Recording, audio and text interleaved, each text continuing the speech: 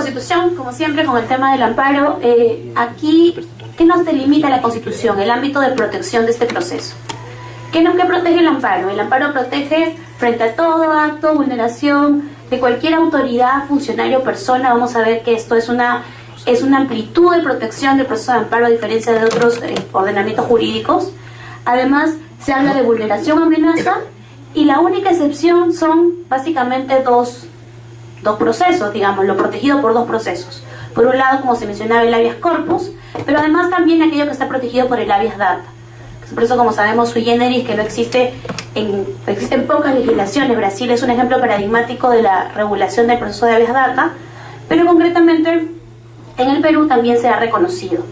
Y aquí una digresión: el proceso de habeas data, en la mayor parte de ordenamientos jurídicos que ha sido reconocido, protege solamente los derechos de autodeterminación informativa o libertad informativa, entendida como protección de los datos relacionados a mi persona, poder acceder, rectificarlos, suprimirlos, etc.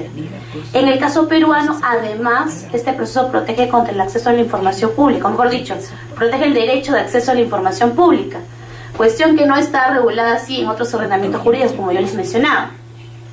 Y además, recordemos que en su versión original incluso protegía el derecho de rectificación.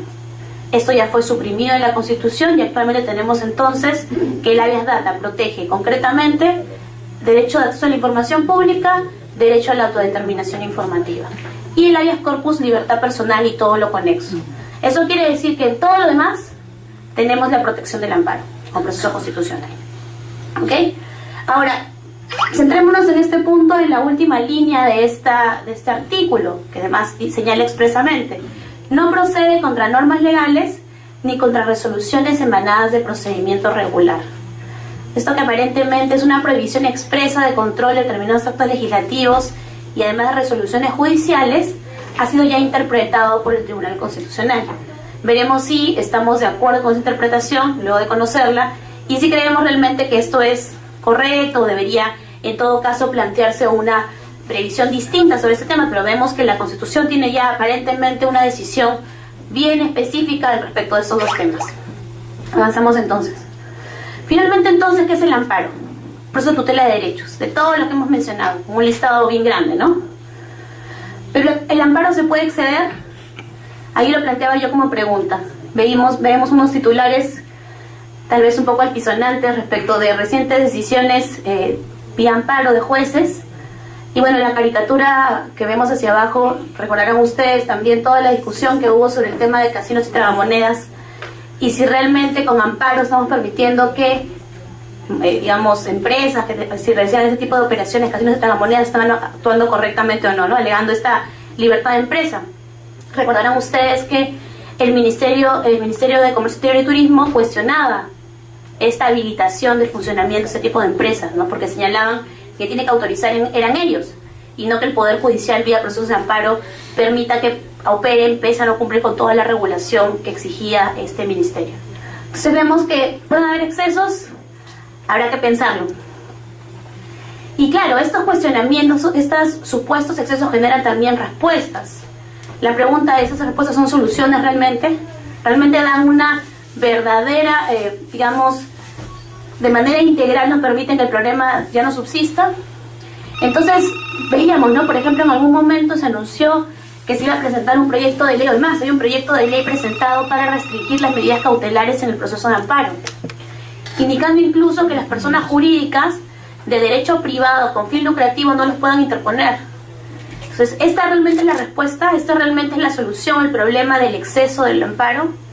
Otra cuestión que también se planteó, recordemos, en el año 2005, y hace poco también, pues una sentencia reciente que también de algún modo vamos a comentar, señalaba que había que presentar, se presentó además en el 2005 un proyecto de ley para limitar las facultades del Tribunal Constitucional, para que estas sean claramente delimitadas y solamente sea un legislador negativo, es decir, no solamente hay que suscribirlo a eso, nada más. La pregunta es: ¿esto es la solución? Luego, yo reproduzco ahí, no pongo quién las ha dicho, por cierto, pero es un conocido congresista. Hizo también una afirmación que además compartían muchas personas respecto a esta reciente conflicto de atribuciones, o esta un poco controversia entre el CNM y el Tribunal Constitucional. señalaba que nuevamente había que modificar incluso la Constitución, decían algunos, para reducir de manera expresa el ámbito de competencia del Tribunal Constitucional. Esta también, me preguntaría yo, ¿es la solución que queremos dar al problema? ¿Verdaderamente va a permitir que, digamos, zanjemos la discusión, zanjemos los excesos? Ojo que finalmente el Tribunal Constitucional, y así lo dice además el Código, bueno, y es una interpretación que se ha hecho de la Constitución, señala que es el supremo intérprete de la Constitución, dentro de su ámbito de competencia, evidentemente. Y claro, llega un momento en que uno se pone a pensar, si generamos este control primero por los jueces, luego la Corte Superior, y luego llega por recurso de agravio del tribunal, ¿tenemos que crear una nueva instancia para el control del tribunal? ¿Le limitamos las funciones por ley? Esa es la eterna discusión de quién controla al controlador, ¿no? Que incluso la planteaba Kelsen ya cuando se creó el Tribunal Constitucional.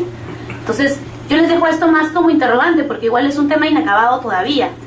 Y desde cada uno desde nuestras esferas, tenemos que analizar académicamente y luego analizar también incluso legislativamente o constitucionalmente cuál debe ser la mejor solución para esta seguramente permanente discusión. Ahora, yo quiero centrarme el día de hoy, como mencionaba, solo en 4 grandes aspectos. En primer término vamos a hablar de la figura del acto lesivo. ¿Qué puede lesionar un derecho para que habilite que uno acuda a un amparo, a un proceso de amparo? Luego vamos a hablar de los derechos protegidos. Aquí yo les pido una licencia porque por un tema de error en las diapositivas no figura concretamente esta parte, pero igual yo le he agregado a la exposición. Pediría por favor en ese punto tomar nota. Y luego un cambio importante que ha hecho el Código Procesal Constitucional desde el año 2004, y es cambiar esta figura del amparo alternativo, es decir, yo justiciable podría ir al amparo o podría ir a otro proceso para proteger mi derecho. Esa era mi opción, digamos.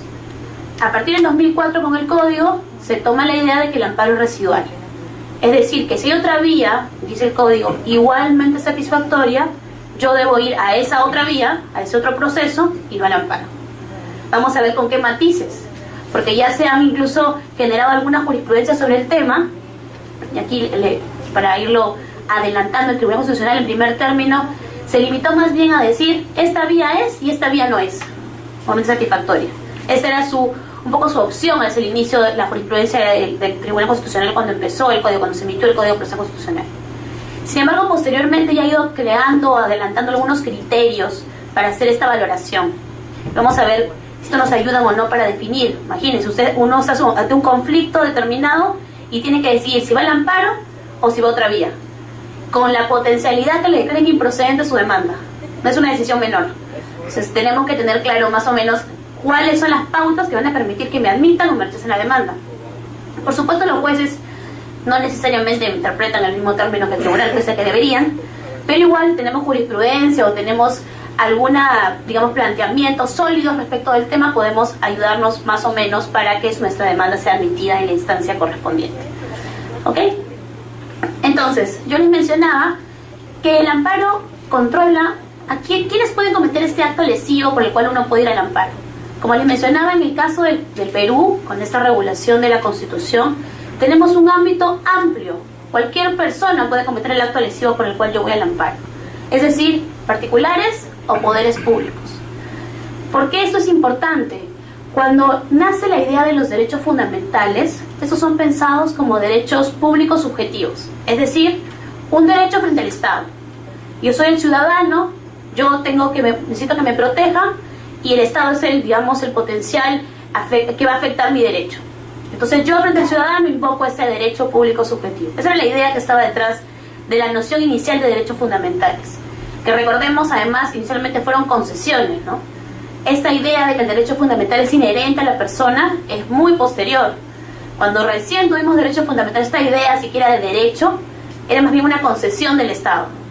Recordemos, si no, la firma de la Carta Magna, que va casi obligando al rey de Inglaterra a conceder estos derechos, ¿no? Y sin embargo lo hemos evolucionado. Ya nos hemos dado cuenta que quien puede vulnerar derechos no es solamente el Estado, sino que también los particulares pueden vulnerar derechos fundamentales. Y esto que parece lógico, sinceramente, una persona que no es abogado le parecería totalmente lógico, para el derecho no siempre fue tan claro. Y entonces se pensaba que los procesos constitucionales no estaban concebidos para proteger frente a los particulares. Progresivamente ya hemos avanzado a esta idea de que efectivamente un proceso constitucional puede proceder frente a otra persona que vulnera mi derecho. Pensemos en la libertad de asociación, pensemos en diferentes temas relacionados con la igualdad. Evidentemente, alguien podría afectar mi derecho a la igualdad y criminarme. Podría ser mi empleador, podría despedirme, derecho al trabajo. Y él no tiene que ser un poder público, puede ser un privado. Entonces, es importante que la Constitución tome esta decisión amplia de tutela. Es cualquier autoridad, funcionario o persona. Trata de hacerlo lo más amplio posible. Con lo cual, como les mencionaba, era particulares y poderes públicos. Ahora, adicionalmente hay que pensarnos qué tipo de actos, ya hemos identificado quién puede realizar el acto. Ahora la pregunta sería, ¿qué tipo de actos pueden generar esta protección vía amparo? Hay una serie de criterios de clasificación. A mí la verdad, este que se pone me gusta mucho, que es uno que el doctor Samuel Abad presenta en su libro, que además él citando a autores mexicanos y argentinos. Es una clasificación en realidad muy simple, pero muy útil, muy didáctica, en verdad, para definir qué actos pueden ser objeto de un proceso de amparo. Entonces comenzamos a pensar primero en el tiempo. Un acto pasado puede ser objeto de un proceso de amparo, parece la esfera natural. Se realizó un acto, me vulneró, interpongo mi demanda de amparo. Parece ser lo natural de un proceso de amparo. Un acto presente, sin duda también. Un acto que me está vulnerando actualmente puede serlo. Un acto futuro, ahí de repente la cosa se pone un poquito más dudosa. Un acto futuro puede ser objeto de un proceso de amparo. Lo que la Constitución señala es que sí, sí es una amenaza. Pero ojo, no cualquier amenaza. Tiene que ser certeza y de inminente realización, se señala, ya sea esbozado. Esto quiere decir que no cualquier acto futuro, no un acto que no sé si va a pasar o no va a pasar, no un acto que puede ocurrir de aquí a 20 años, no, es ser cierto e inminente. Y entonces en esa esfera sí puede protegernos el proceso de amparo. Y luego hablamos del acto sucesivo. Es básicamente aquellos actos que periódicamente vulneran mis derechos. Un ejemplo que no es constitucional, pero que es, digamos, claro o ilustrativo, pensemos en el que no paga la renta todos los meses, o el que no nos paga la remuneración todos los meses. Es acto sucesivo, ¿no? No es que todo el tiempo, pero cada vez, periódicamente, vuelve a devengar este acto. Entonces, si tenemos un acto que podemos clasificar como de tracto sucesivo, también puede ser objeto de una demanda de amparo. ¿Ok?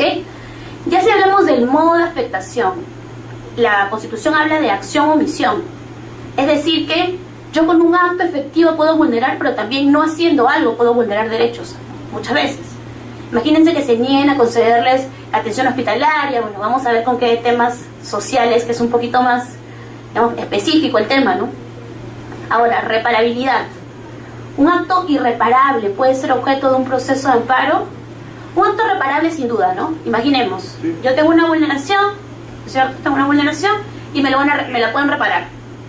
Claramente estoy en la esfera del amparo. Pero si es irreparable, si ya no puedo hacer nada para regresar a la situación anterior, que es el efecto de tener el amparo, ¿podemos ir a un amparo?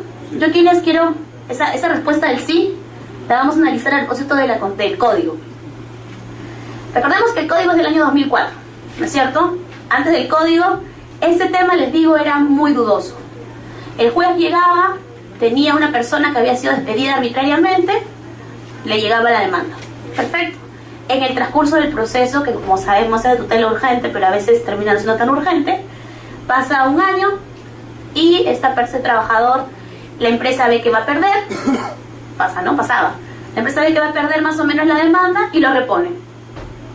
El juez, según se tiene que resolver, mira el caso y dice, no, bueno, ya lo repusieron, entonces irreparable, improcedente la demanda. Otros jueces decían, no, pero igual lo habían despedido, entonces declaremos fundada. Entonces era toda una duda respecto a qué había que hacer si en el transcurso del proceso esta vulneración devenía irreparable. Ojo que aquí ha devenido un irreparable por bien, lo han repuesto, pero podría también venir un irreparable por mal. La persona que ha hecho el pedido fallece, simplemente ya la empresa no existe, puede pasar que ya no se pueda hacer nada frente al pedido que ha tenido el justiciable al inicio del proceso. El código ha tratado de zanjar esta discusión y ha señalado, y lo vemos de algún modo hacia el último párrafo, que el juez, luego de presentada la demanda, puede declararla fundada pese a que ya se haya vuelto irreparable. ¿Qué quiere decir esto? Imaginemos nuevamente en el supuesto que nos encontrábamos del derecho del trabajador, que esta persona realmente fue repuesta en el transcurso del trámite del proceso de amparo. Igual el juez podría declarar fundada la demanda para evitar que en el futuro lo vuelvan a vulnerar en sus derechos. Esta es la idea que está detrás de este artículo. Pero ojo que ahí luego nos encontramos con que señala que la presentación de la demanda ha cesado la la amenaza o violación de derecho constitucional o se ha convertido en irreparable. Entonces, la pregunta que surge inmediatamente es, entonces, ¿no era que declarábamos fundada? ¿Por qué aquí declaramos improcedente? La interpretación correcta de esto tiene que ser de este modo, dice quienes han, emitido, ha hecho el código, pero además, y es una jurisprudencia, una interpretación que también ha tenido los jueces y el propio tribunal. Uno recibe la demanda y al momento de calificarla el juez determina que la vulneración o amenaza se ha vuelto irreparable, declara improcedente. Es decir, yo recibo y ya es irreparable, declaro improcedente. Pero si en el transcurso del proceso, luego de haber admitido la demanda, esta deviene improcedente, ahí opera este artículo, ¿no? La posibilidad de declarar fundada. Es un tema en realidad de tiempos y de plazos. Si es que ya se devino irreparable cuando presenté la demanda, bueno, lamentablemente ya la vía del amparo no es mi vía. Tendré que buscar si tengo otra. Esa sería la diferencia respecto de estos dos artículos. Ahora, en relación también con el acto lesivo teníamos nuevamente dos posibilidades, o varias posibilidades. En relación con la subsistencia, la idea es si el acto se mantiene vigente o no, si subsiste o no. Si subsiste, claramente. Si no, bueno, con los matices que ya hemos explicado. En relación con el tema de la evidencia, si la vulneración es manifiesta, no parece haber ninguna discusión. Pero si no es manifiesta, imaginemos que tiene que haber toda una etapa probatoria, requerimos mucha, actuación probatoria para determinar que esta vulneración o amenaza se ha configurado. Recordemos además que el amparo no tiene etapa probatoria en sí mismo. Eso no quiere decir, claro, que yo no pueda presentar pruebas. El amparo admite la presentación de documentos. Es más, el código faculta a que eventualmente los jueces constitucionales soliciten documentos a las autoridades públicas para poder dilucidar la controversia de amparo. Además, excepcionalmente también permite incluso la exhibición, el acudir a determinados lugares, que si bien se usa sobre todo para el habeas corpus, también eventualmente podría ser usado para el amparo. Entonces, la idea es, si tengo claramente una vulneración, pero esta no es manifiesta, no es clara, no la puedo dilucidar, debo ir al amparo. La respuesta de los jueces, la respuesta de los constitucional ha sido que no. Si no es manifiesta, si no puedo realmente probar con documentos que efectivamente la vulneración se ha dado, si hay una controversia respecto de este tema, el amparo no es mi vía. Y yo les pongo ahí un ejemplo, ¿no? Que también vamos a hablar un poquito de la libertad de empresa después. Trataba en este caso de una empresa, una local, un establecimiento, privado, que funcionaba sin licencia. Y su argumento era que ellos la habían solicitado y que la administración pública, en este caso el municipio, se había negado a concedérselas. No solo se había negado, que le generaría la posibilidad de impugnación, sino que no les había contestado, ¿no? Esta omisión desde respuesta de la municipalidad, con lo cual ellos operaban con la idea de que estaban operando adecuadamente porque ya habían hecho el pedido de la licencia de funcionamiento. Y por el lado de la entidad pública, ellos contestaron que efectivamente ellos no cumplen los requisitos y que estaban en proceso de calificación y que no podían darles la licencia. Entonces se generó una pequeña controversia respecto de ese tema porque, claro, habían argumentos de las dos partes. En ese caso el tribunal señaló que no correspondía que se dilucidaran vía el amparo, que tenían que eventualmente una sesión probatoria porque además se alegaba mal actuar de un funcionario público. Había toda una controversia concreta respecto a la actuación de esta entidad pública. Entonces señaló, el amparo no es la vía. Busquemos el contencioso, busquemos otro tipo de, vías o procesos, pero el amparo no lo es. En relación con el consentimiento también tenemos alguna controversia. Finalmente lo que está en juego aquí son derechos fundamentales. Entonces la pregunta es, ¿podemos consentir la vulneración de derechos fundamentales? Recordemos además que en el caso del derecho al trabajo de manera específica se habla que son derechos irrenunciables, ¿no? El derecho al trabajo. Entonces, ¿podemos convalidar este consentimiento? El consentimiento expreso no está regulado. Definitivamente sería muy extraño que alguna persona firmara un documento que dijera yo te autorizo para que vulneres mi derecho, probablemente eso no sucedería, pero el consentimiento tácito está, valga la redundancia, tácitamente aceptado. Imaginemos que nosotros nos vulneran un derecho y no interponemos un amparo, no realizamos ningún tipo de acción, ningún recurso, nada. Esto en realidad es tácitamente una convalidación o un consentimiento con la vulneración del derecho. Con lo cual, de algún modo, este consentimiento tácito lo estamos convalidando, ¿no?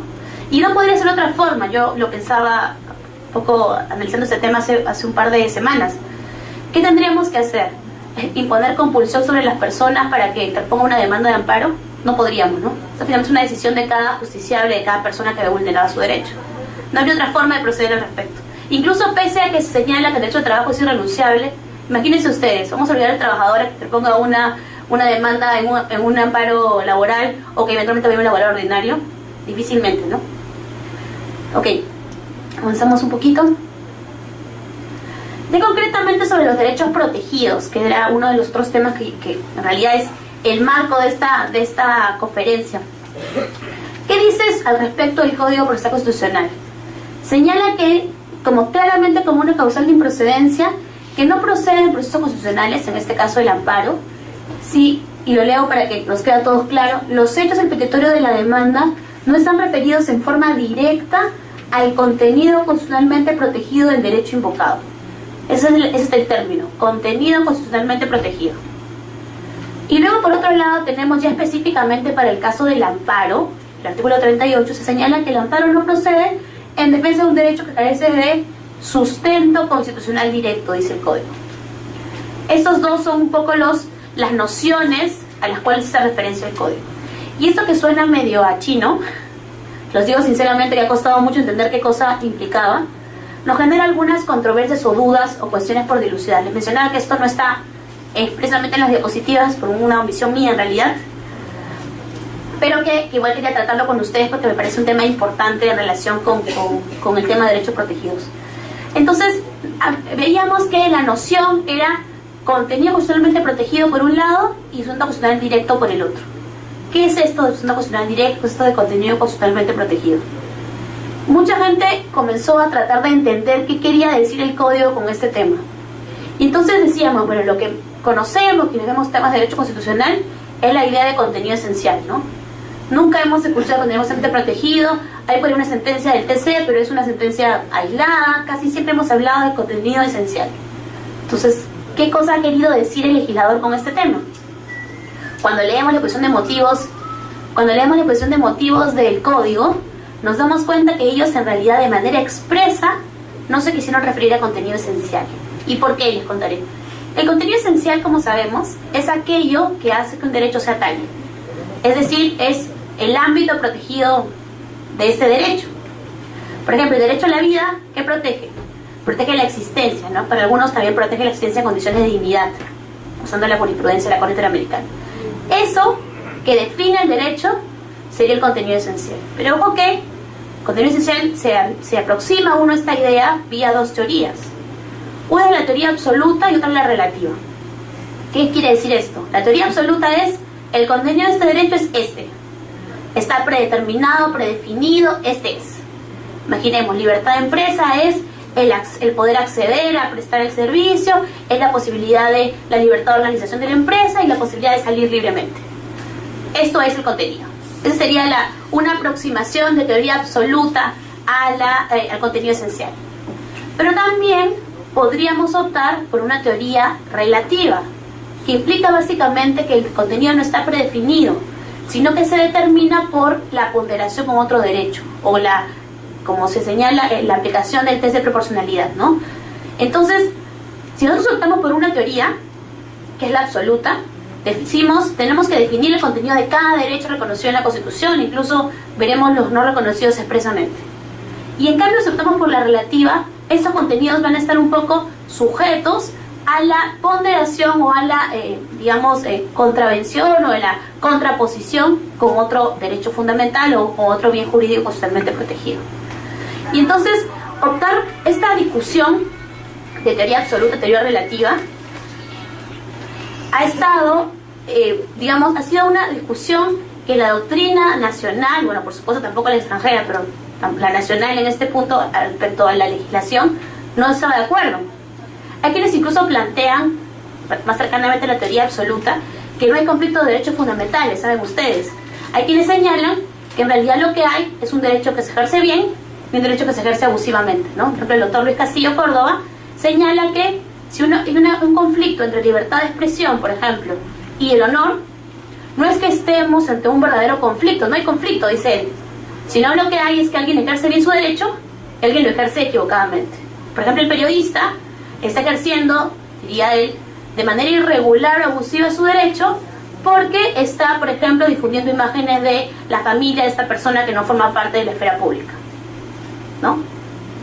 Y en cambio, hay otras personas que sí creen en una idea más de conflicto, ¿no? En esa idea de la ponderación. Entonces, toda esta discusión sobre cuál teoría era la que adoptábamos era justamente eso, un gran debate en doctrina. El código prefirió no tomar posición sobre el tema. Entonces acuñó una nueva noción, que es la de contenido constitucionalmente protegido. Y entonces cuando uno le pregunta a los autores del código, bueno, y entonces, ¿qué cosa es esto de contenido constitucionalmente protegido? Lo que ellos señalan básicamente es que es el ámbito de protección del derecho fundamental. No se refieren ellos concretamente a aquello que, digamos, aquello que define el derecho, no la definición del derecho, sino aquello que es protegido. Eso que en realidad es un matiz y que en verdad yo lo he conversado varias veces con el doctor Samuel Abad y le digo, de repente hubiera sido más fácil hablar de contenido esencial en el código. Ellos prefirieron no hacerlo, ¿no? Y tienen esta idea de que hay que delimitar cuál es el ámbito protegido del derecho que permite ir al amparo. Igual con esta idea de sujeto constitucional directo. Pero, entonces surge la pregunta, ¿contenido constitucionalmente protegido es contenido esencial? Según los autores del código, no. El tribunal, en unas primeras sentencias que trató este tema, que es la sentencia del caso Anicama, recordarán ustedes, relativa al derecho de la pensión, lo que hizo fue equiparar contenido constitucionalmente protegido a contenido esencial y además de una perspectiva absoluta, porque decía, el derecho de la pensión es esto y en estos términos es protegido en el amparo. Si una persona, por ejemplo, quería pedir el aumento de la cuantía de su pensión vía amparo, el tribunal le decía no, eso no está dentro del contenido constitucionalmente protegido del derecho a la pensión. Y entonces tenemos nuevamente además surge la controversia respecto a qué está protegido en función de cada derecho en el amparo. En realidad, esta es una labor en la cual el tribunal, hay que reconocerlo, está tratando progresivamente de generar jurisprudencia para definirlo, ¿no? Yo les mencionaba en su momento que la libertad de empresa, por ejemplo, ya tiene una jurisprudencia delimitada respecto a cuál es su contenido. Les decía, ¿no? La libertad de acceder, a prestar, a dar un servicio, a generar una empresa, la posibilidad de organizarse y la libre salida del mercado. Entonces, ya como he ido definiendo esos contenidos, si nos damos cuenta, implícitamente les digo que está de algún modo hablando de teoría absoluta, pero también acepta la ponderación, con lo cual tenemos ahí un mix de las teorías expuestas, pero progresivamente ya podemos darnos cuenta, en función del derecho involucrado, qué estaría protegido y qué estaría fuera, ¿no? Por supuesto, es una labor que todavía está en construcción. El código todavía tiene ya 10 años, pero en términos de legislación es todavía poco para ir reestructurando. Y nuestro tribunal, además, sabemos, tiene a veces momentos muy progresistas y otros un poquito más conservadores, dependiendo a veces de su conformación o incluso, dicen muchos, no me atrevería yo a decirlo, pero incluso dependiendo de los casos, se señala, ¿no?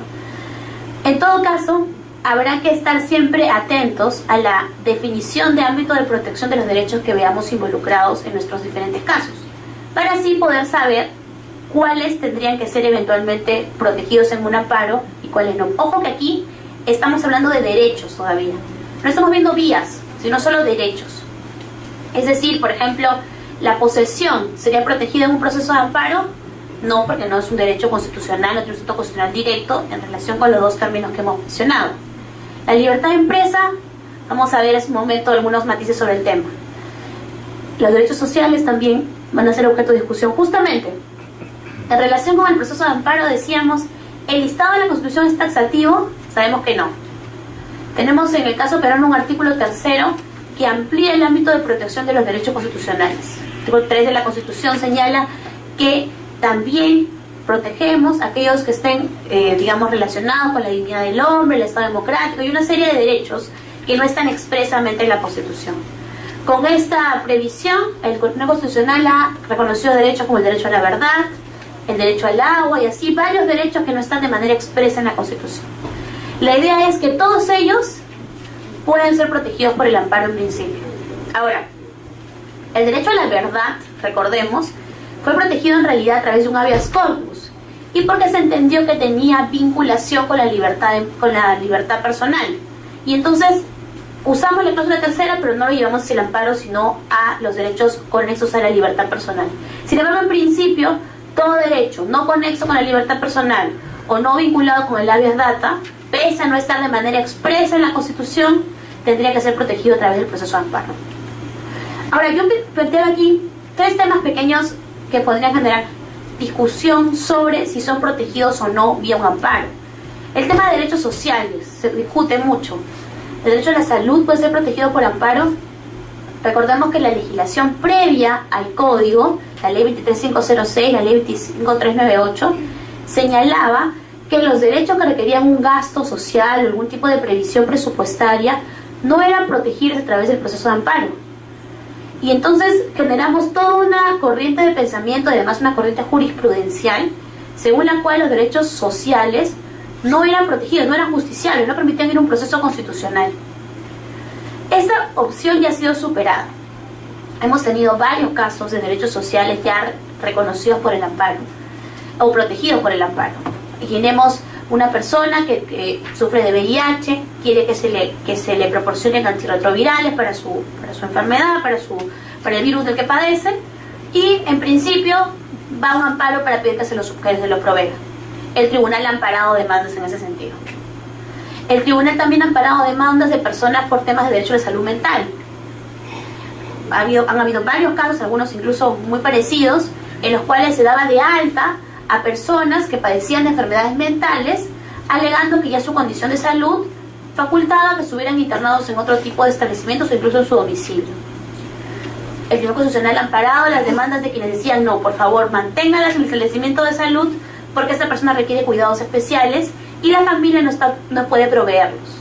Con lo cual hemos generado también que los derechos sociales puedan ser protegidos a través del proceso de amparo. Sin embargo, inmediatamente surge la pregunta: ¿hasta dónde? Imagínense que alguien quiere que le provean de un hospital a través de un amparo, o quiere que construyan un colegio. Esto parece ser mucho, pero nuevamente la pregunta que surge es: ¿hasta dónde podemos llegar con un amparo en relación con los derechos sociales? Yo creo que todos podemos estar de acuerdo en perspectivas más progresistas que los derechos sociales deben ser protegidos por amparo. Nuevamente, la pregunta es el límite. Porque claro, si nosotros decimos que el límite es presupuestario, no podemos olvidarnos que los derechos sociales finalmente, y los casos que he mencionado también, generan una provisión presupuestaria. Y esta idea además que está detrás de que los derechos sociales generan gasto y los derechos no sociales no generan gasto tampoco es cierta. Todos los derechos, los políticos, yo les digo, trabajo en el Jurado Nacional de Elecciones, créanme, los políticos generan gasto. Así que si ese es el argumento, entonces no protejamos ningún derecho. Esa no es la idea. La pregunta sería entonces, ¿qué protegemos? ¿O hasta dónde protegemos los derechos sociales? Yo creo que en realidad es bastante claro que cuando a alguien se le niega algo injustamente o discriminándolo, tenemos que darle protección. Yo creo que cuando hay mandatos legales vigentes que obligan a realizar determinada labor en el Estado y no se hace, claramente tenemos que darle protección. Probablemente el que alguien pida: yo quiero que me construyan un colegio, quiero que me construyan una escuela, sí esté incidiendo más en la política que cada ministerio cultural del sector debe dar para planificar la construcción de escuelas o hospitales, no bien en el caso de educación o en el caso de salud. Pero nuevamente va a ser un tema de caso concreto el evaluar hasta dónde llegar con derechos sociales. Porque creo que la premisa no puede ser no los protejamos. Más bien debe ser protejámoslo, ¿no? Y la excepción no hacerlo por alguna previsión específica o por alguna limitación específica. ¿Ok? Y si hablamos ya de derechos económicos, hemos mencionado estos excesos al inicio, casi siempre vinculados a la libertad de empresa. La pregunta es: ¿debemos ser la libertad de empresa no ser protegida por amparo? Yo tiendo a pensar que esa no es la solución. Creo que la libertad de empresa debe ser protegida por amparo porque en el ordenamiento jurídico peruano la libertad de empresa y los derechos económicos en general son derechos fundamentales. No estamos en casos como por ejemplo, el caso español, en el cual solo determinado catálogo de derechos está protegido por amparo. En el Perú todos los derechos son protegidos por amparo. Nuevamente la pregunta aquí es una pregunta de límites, ¿no? La empresa que opera sin licencia y presenta su amparo, ¿debe ser aceptado su amparo para poder operar? No debería, ¿no? Esa búsqueda, dicen algunos, esa casa de cautelares a lo largo del territorio nacional para poder funcionar sin licencias, tampoco debería estar habilitada, ¿no? Recordarán ustedes que el amparo inicialmente no tenía turno y no hablaba absolutamente sobre el tema de competencia territorial. Entonces muchos usaban la idea de la prórroga de competencia, es decir, yo voy a cualquier lugar a nivel nacional para eventualmente permitir que me admitan mi amparo o me admitan incluso mi cautelar de amparo para protegerme. Esto finalmente generaba una casa de amparos. La gente buscaba a aquel juez, digamos, más benevolente o algún otro calificativo similar, y entonces buscaban que esta persona pueda eventualmente admitirle su demanda de amparo o admitirle su cautelar de amparo. Y hemos tenido casos muy sonados en relación con que se han dado cautelares que claramente no tenían ninguno requisito que exige una cautelar. Y entonces esto genera la idea de que estamos excediéndonos, ¿no? Pero creo yo, les decía, que la respuesta no debería ser no protejamos la libertad de empresa por amparo, sino que hagamos que esos jueces no puedan conocer esas demandas. Limitemos, primero, bueno, en principio quienes son corruptos pues hay que sacarlos, ¿no? Pero digamos, al margen de ello, si tenemos una vulneración en un determinado lugar, ese lugar debe delimitar dónde voy para mi amparo o dónde voy para mi cautelar. No buscar por el territorio nacional a ver cuál consigo para que me conceda lo que yo estoy solicitando. Eso como primera cuestión. Pero nuevamente, aquí la idea no debería ser no permitir el amparo, sino simplemente hacer que el amparo sea lo que debe ser, una vía para proteger derechos fundamentales como tutela urgente, y no que sea una habilitación para operar fuera de la ley, como lamentablemente la usan algunas personas. Y luego yo les mencionaba como otro derecho el tema de libertad de asociación, porque había tenido la oportunidad de ver un caso que me pareció curioso y quería comentárselos. La libertad de asociación, por supuesto, también es un derecho fundamental, pero muchas veces actualmente se está utilizando la libertad de asociación como un mecanismo para que, por ejemplo, yo pertenezco a una asociación, pertenezco a una empresa, se realiza un acuerdo societario, un acuerdo de la asamblea, a mí no me gusta, voy a amparo. Y entonces, nuevamente, la pregunta es, ¿la nulidad de acuerdos societarios o la nulidad de acuerdos de una asamblea, de una asociación, deben ser vistos a través de un amparo? No deberían, no parece ser, no está dentro de su ámbito de protección. Sin embargo, yo les comento este caso que a mí me pareció muy curioso. Era, nuevamente, una empresa realizó un acuerdo societario para realizar lo que se denomina como una operación acordeón, que es básicamente, según lo explica el tribunal en la sentencia, porque eso llegó al TC, es una operación según la cual bajamos el costo de las acciones y obligamos inmediatamente a un aumento de capital en ese momento. Es como que todos nosotros nos reunimos, nuestras acciones valen 100 y le bajamos su valor a 50. Decimos, bueno, quien quiere participar nuevamente al nivel de 100 tiene que en este momento suscribir un aumento de capital y pagar. Por supuesto, algunos, si tenían el dinero, lo suscriben. Otros que no lo tenían, no lo suscriben, con lo cual ven diluida su participación. Si antes con sus 100 tenían 10% de la empresa, ahora con sus 50, por el bajo del valor, tiene pues solamente 5%, ¿no? Con lo cual su poder de decisión se ve afectado. Este caso llega al Tribunal Constitucional. Bueno, luego de las instancias respectivas llega el TC, y el TC, uno diría, bueno, tendría que declarar improcedente la demanda porque no está dentro del contenido constitucionalmente protegido del derecho de libertad de asociación. Bueno, esa no fue la respuesta del tribunal. El tribunal consideró que estaba dentro del contenido. Y consideró que estaba porque, por un argumento que en verdad puede ser discutible, que era que si bien es un tema que es de competencia de la jurisdicción ordinaria, igual tiene que ver el tribunal porque es importante que se pronuncie para establecer pautas interpretativas, jurisprudencia, ¿no? Eso no puede decir, pero esto es realmente un argumento para hablar de contenido constitucionalmente protegido del derecho. Ahí lo podemos pensar. Y luego la siguiente pregunta que tuvo el tribunal y nos va a llevar al siguiente tema es, ¿y la vía es esta? Ok, es libertad de asociación. Ok, imaginemos que aceptamos la perspectiva de que está en el contenido constitucionalmente protegido de libertad de asociación. ¿Y esa es la única vía? ¿No se supone que el amparo es subsidiario? ¿No debería decirte la nulidad del acuerdo societario y no venir al amparo? Bueno, el tribunal también sacó la idea diciendo que como se veía afectada la propiedad de esta persona, él podía pronunciarse. Con lo cual vemos que es un argumento un poco circular, ¿no?, el que se usa para admitir esta demanda en este caso. Efectivamente la admiten, y no solo la admiten, sino que la declaran fundada, considerando que se vulnera el derecho de propiedad de esta señora, ¿no? Entonces vemos que este caso, de hecho es un caso felizmente no ordinario, no frecuente, sino excepcional, pero que nuevamente nos lleva hacia esta idea de que estamos de repente excediéndonos en esa interpretación del contenido constitucionalmente protegido de los derechos, ¿no? Ahora, yo quería aquí solamente plantear una ligera explicación o reflexión sobre quiénes son titulares de los derechos fundamentales que permiten acceder al amparo, ¿no?, la idea de la legitimidad. Parece que una persona natural individual no tendría ningún cuestionamiento, ¿no? Yo soy una persona individual, puedo interponer mi demanda de amparo si me vulnera un derecho. Pero se han progresivamente construido ideas en relación con la posibilidad de que pueda haber varias personas en una misma situación que me permitan ir al amparo, o incluso que la misma persona se vea vulnerada varias veces por un acto homogéneo y entonces le permita también ir al amparo. Entonces aquí se han generado dos figuras. Ustedes habrán escuchado del denominado estado de cosas inconstitucional, que es básicamente lo siguiente: si varias personas que estamos en un mismo grupo, en una misma situación, nos vulneran, la protección es a todos y no solamente quien interpuso el derecho, el proceso, interpuso la demanda. Recordemos el caso de los jueces y fiscales que no eran ratificados, pero además no son ratificados. Este tema del estado constitucional empezó porque era una jueza que lo único que ella pedía era ver su video. Y ella decía, no me ratifiques, no importa, pero déjame ver el video de la entrevista por la cual supuestamente no me has ratificado, ¿no?, que es la que ha determinado mi no ratificación. Y el CNM le dijo, no, es un acto interno, no te lo voy a dar.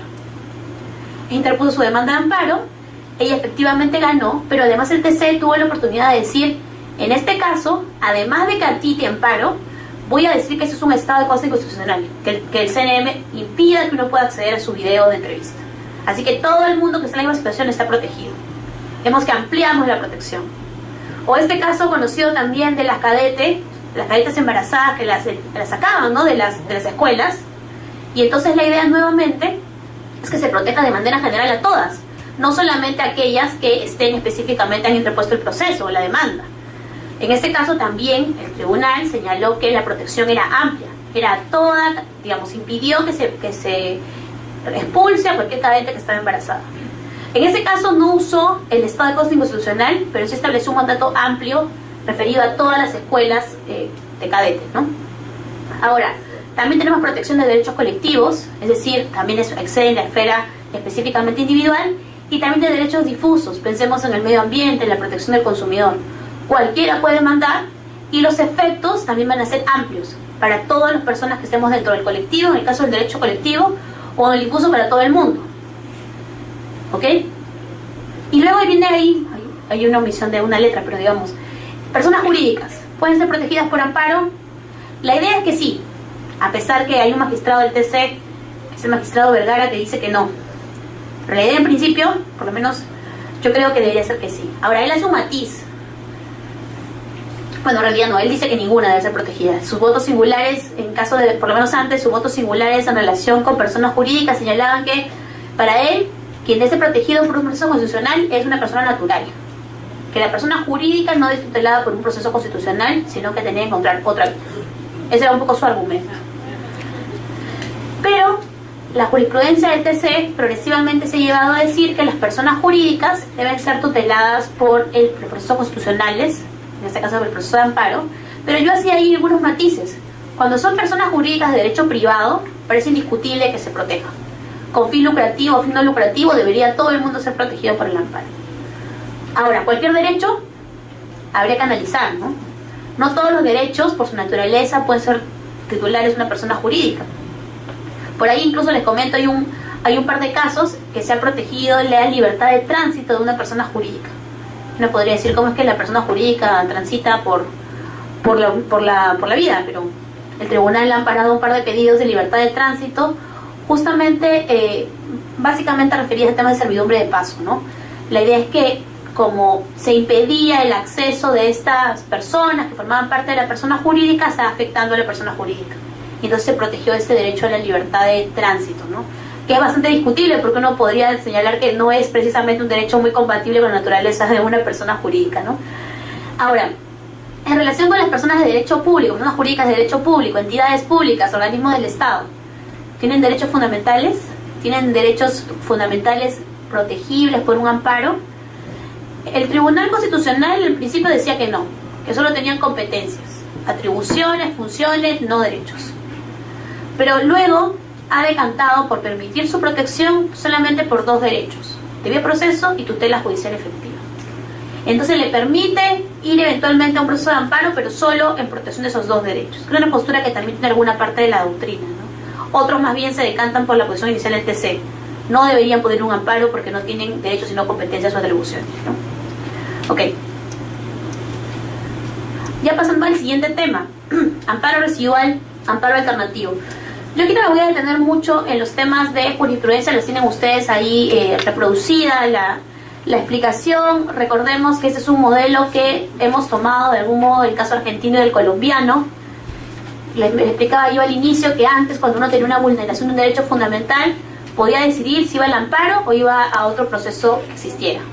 Ahora no puede escoger en principio, sino que si hay otro proceso, dice la norma, igualmente satisfactorio, tiene que ir necesariamente al otro proceso y no al amparo. Eso es lo que dice textualmente el código. Antes se señalaba en la ley 23506, perdón, no proceden las acciones de garantía cuando el agraviado opte por recurrir a la vía judicial ordinaria para la protección de un derecho constitucional conculcado. Es decir, igual yo podía optar, iba a la vía ordinaria o iba al amparo.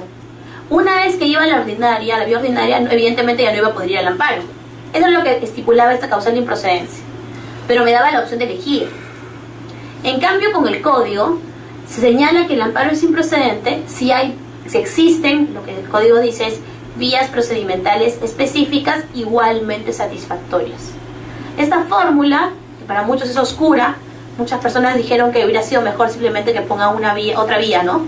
Y no aludamos a esta vía procedimental específica, igualmente satisfactoria, que suena un poco a mucho término que no dice tanto.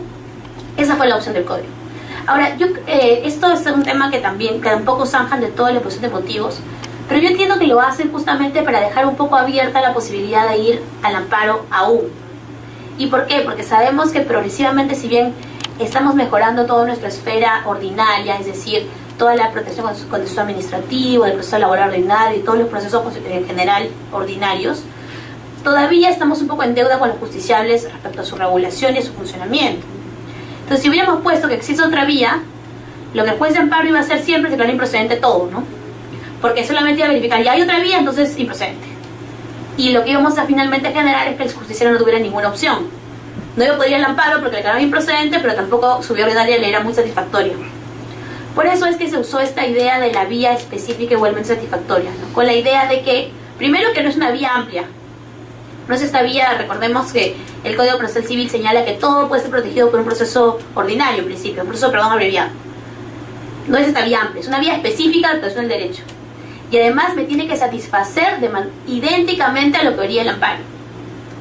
Ahora, la pregunta sería, ¿esta valoración de la igual satisfacción, o mayor por supuesto, debe ser de manera absoluta, es decir, yo comparo el contencioso administrativo y su regulación con la regulación del amparo, o tengo que hacerlo caso por caso?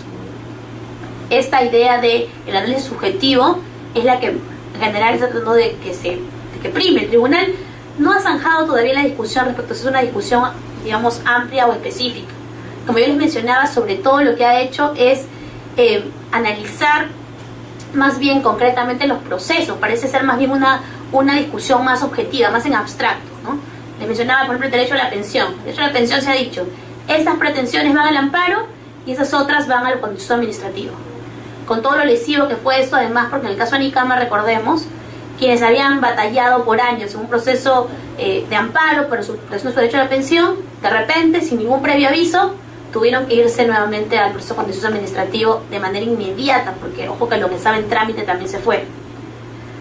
Con toda la potencial vulneración o incluso real vulneración de derechos fundamentales que esto puede generar, ¿no? Sobre todo por el paso del tiempo. Pero bueno, entonces, aquí, perdón, esto lo vamos a ver después porque va a cortarnos un poquito la idea. Primero vía paralela, les mencionaba yo esta idea, y luego el tribunal progresivamente, como les mencionaba, ha ido procurando configurar esta idea de qué es igualmente satisfactorio, qué realmente protege, qué realmente no nos protege. Y ha generado una serie de jurisprudencia tratando de hablar de esta vía efectiva, de que es excepcional, pero concretamente no tenemos todavía una sentencia muy clara en la que señale eso es lo que hay que evaluar. Evaluemos, por ejemplo, dicen muchos, evaluemos cautelares, evaluemos la posibilidad de retroactividad de la sentencia. Recordemos que el amparo sí puede generar efectos retroactivos, los procesos ordinarios no siempre, dependerá de la materia. Recordemos también que la esfera natural del amparo es relativamente, digamos, fácil de complementar, y eventualmente no hay contracautela, ni siquiera concesión juratoria en muchos casos. El proceso ordinario sí lo exige, pero una cautelar. Y entonces, cuando analizamos este tipo de elementos, nos vamos dando cuenta de que en muchos casos, casi en la mayoría de casos, estas vías realmente no generan la igual satisfacción que tendría un amparo.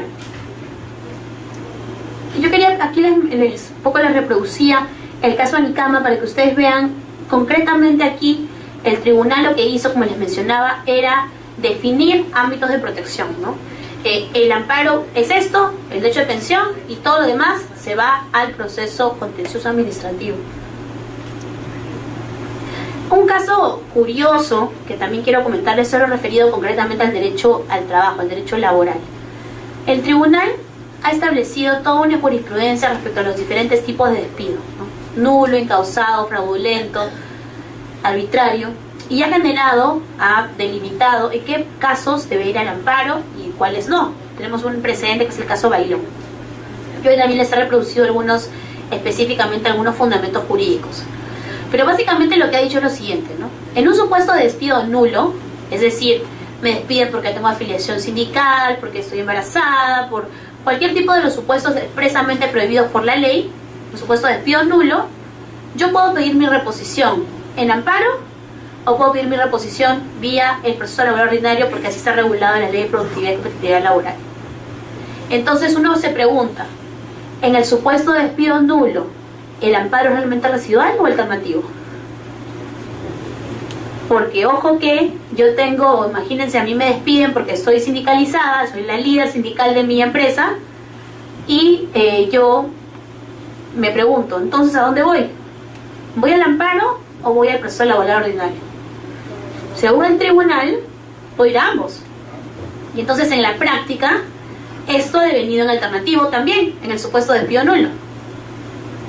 ¿Ok? Entonces, esta idea de la residualidad, vemos que tiene también algunos matices específicos.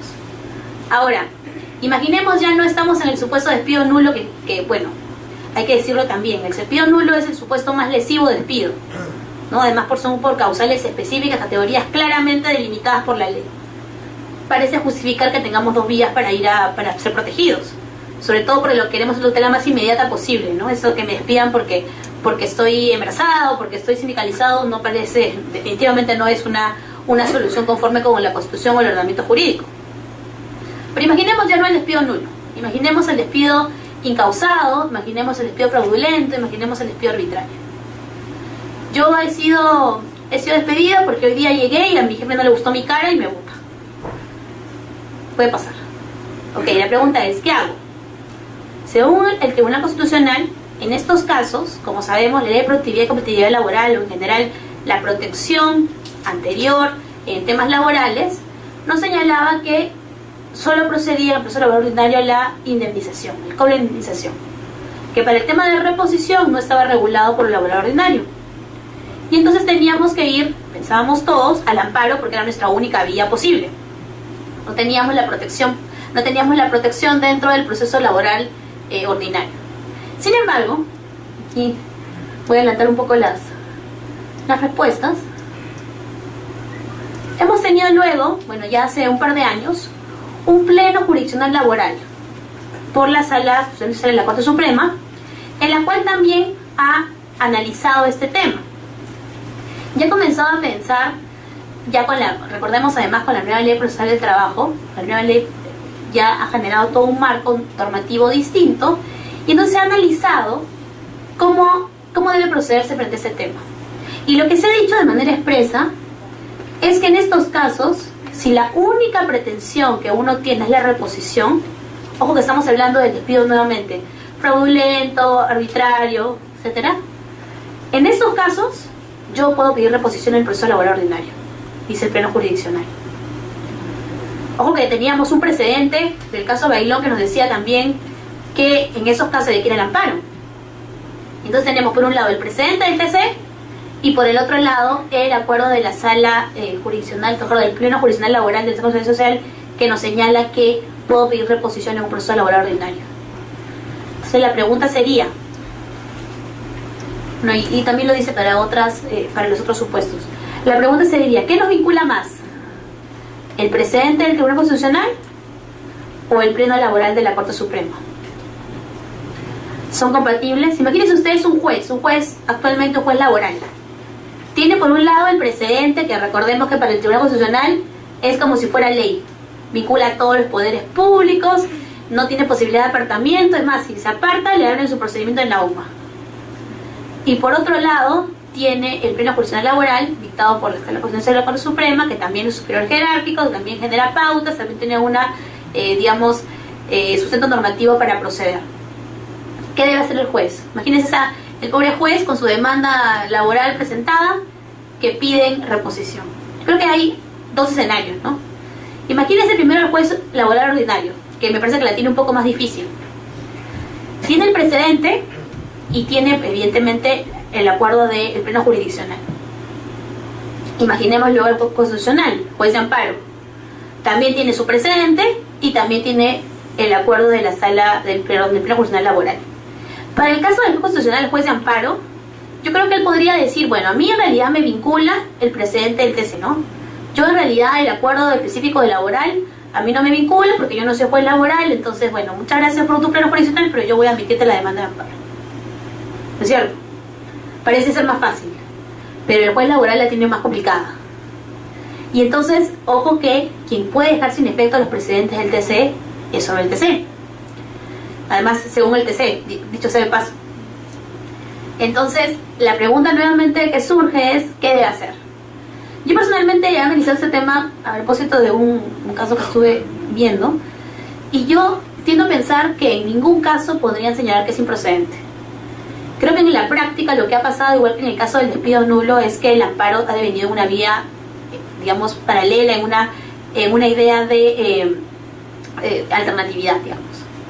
Es decir, que actualmente, frente a cualquier supuesto despido, llámese despido nulo, despido encausado, despido fraudulento, despido arbitrario, yo puedo pedir mi reposición, ojo, en el caso laboral como única pretensión, o puedo pedir mi eventual reposición en el amparo también.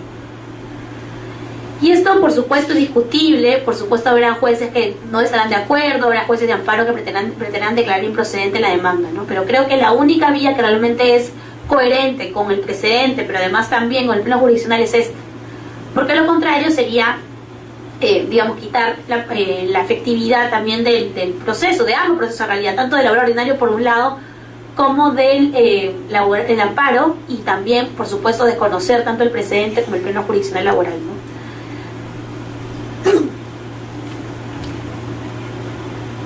Ahora, esto es sin duda discutible porque tenemos, por supuesto, también un código constitucional que nos habla de vía procedimental específica y puramente satisfactoria. Entonces, muchas piensan también que estaríamos contraviniendo este artículo específico del código por tomar esta decisión, ¿no? Pero en todo caso, pienso yo, esto es una posición evidentemente personal, que la armonización de todo lo vigente, es decir, el código, el pleno jurisdiccional y el precedente, para mí tendría que ser esta, ¿no? Por supuesto, como les digo, probablemente habrá otras interpretaciones. Ahora, el tribunal además todavía no ha tenido ninguna posibilidad, o no lo ha hecho en realidad, no se ha pronunciado después del pleno jurisdiccional laboral sobre este tema. La pregunta que también surge es, ¿qué haría el TC, no? ¿Qué haría el TC si luego ahora le llega un caso en que tenga que compatibilizar el pleno jurisdiccional laboral con su precedente? ¿Cambiaría su precedente? ¿Más bien permitiría el pleno jurisdiccional laboral? a la vía de amparo como vía alternativa? La verdad no lo sabemos, todavía estamos en el plano de la especulación sobre este punto. Y además, ojo que definitivamente la interpretación que haga el tribunal probablemente quedaría como precedente, y ahí sí, esa sería la que zanjaría un poco la discusión, ¿no? Por lo pronto los jueces están procediendo, entiendo, más en términos de admitir. Pero por supuesto también podría haber un juez que legítimamente señale que no debe admitir, alegando la aplicación del 5.2, ¿no? Parece también una interpretación razonable, no completamente irracional, la que estaría haciendo este juez. Ahora, la pregunta que surge también es, con la vía paralela, la vía insatisfactoria, y esto lo quiero zanjar aquí, no lo había explicado. Tenemos dos ideas o dos nociones doctrinarias en relación con las vías de amparo. Por un lado tenemos la vía paralela, que es la que estamos hablando, es decir, otro proceso que también protege. Entonces hay que analizar este proceso que también protege el derecho. ¿Me permite el amparo, no permite el amparo? Con esa idea de lo alternativo, lo subsidiario. Esa es la idea de la vía paralela, ¿no? Una vía y otra. Antes del código, la vía paralela permitía que yo pudiera ir o al amparo o al otro proceso. Actualmente la vía paralela, es decir, existía una vía que también tutela, en principio haría que yo tuviera que ir a esta vía paralela. Nuevamente con esta idea de la vía insatisfactoria que hemos explicado y con los matices que hemos mencionado para el tema laboral. Sin embargo, también tenemos una noción posterior que vamos a ver de vía previa, que es distinta. No confundamos vía paralela con vía previa. La vía paralela es, como su nombre lo indica, dos que están al mismo nivel. Hay que decidir a cuál vamos, ¿cierto? Antes a cualquiera, ahora aparentemente a la otra vía, con el matiz que hemos mencionado. Pero nuevamente aquí, en relación con la vía paralela, surge una pregunta. La vía paralela admite excepciones, y tenemos un caso que es, dicen muchos, discutible en relación con esta excepción. Recordemos que el código, proceso constitucional, y lo vamos a ver en un momento, tiene reguladas causales específicas que permiten exceptuarse del agotamiento de la vía previa, es decir, la que voy antes del amparo, que es distinta. Pero no dice nada sobre la vía paralela. Aparentemente no hay excepciones. Aparentemente, si hay otro proceso que me proteja de manera igualmente satisfactoria, yo tendría que ir al otro proceso siempre. Con el matiz nuevamente que hemos hecho con el caso del derecho al trabajo. Pero el tribunal ha emitido una sentencia en la cual ha señalado que esta obligación o esta exigencia de acudir a esta vía paralela del amparo más bien tiene, como decía, una excepción o algunas excepciones, y señala que, como en este caso se incluía la participación del Ministerio Público dentro del proceso de amparo, recordemos que eso estaba así estipulado en la ley 3506, antes del código, el Ministerio Público tenía que intervenir dentro del proceso de amparo. Ahora esto ha sido eliminado del código, su intervención ya no está estipulada dentro del proceso de amparo, pero antes se exigía.